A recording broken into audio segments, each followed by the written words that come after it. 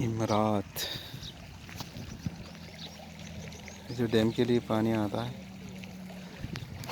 रूई से भी बहुत करीब, गोबरस से भी बहुत करीब ये लोकेशन। और मछलियाँ इसके अंदर तैर रही हैं भाई, बतख के मौजे हैं। छोटी छोटी मछलियाँ भरी हुई हैं।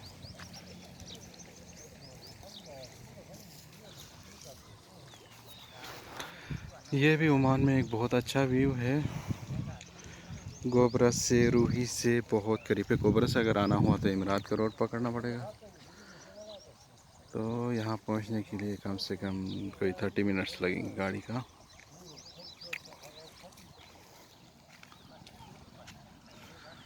ओ फॉर ओमान मस्कत, ये लोकेशन है। इसी रोड से आते हुए यही एकदम से पता नहीं चलता है कि बराबर में चश्मे का पानी है बोल के। छोटा सा रोड है। इमरात के रोड से अपना बोशर से ऊपर चढ़ाई चढ़ने के बाद जैसे ही नीचे रोना बोर्ड आएगा, उस रोना बोर्ड को आप लोगों ने फुल लेना पड़ेगा तकरीबन। उसके बाद फिर इस तरह मुड़ना होगा। फिर ये आप लोगों को ये छोटा सा जो गाड़ी जा रही है ये रोड के साथ है, ये चश्मे का पानी।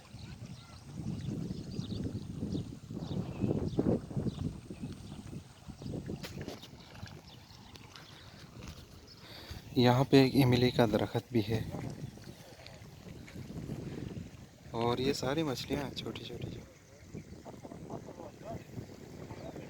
शायद कैमरे का आँख दिखा सके तो नज़र आ जाए। धूप होने की वजह से मुझे मोबाइल कैमरे में कुछ इतना पता भी नहीं चल रहा, लेकिन इसके अंदर छोटी छोटी मछलियाँ भरी हुई हैं।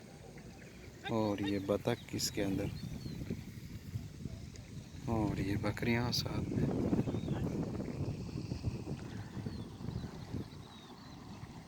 ये इमली का दरख्त है। अब ये इमली खाने वाला है या जंगली है कुछ पता नहीं, लेकिन लग रहा है कि ये इमली का है।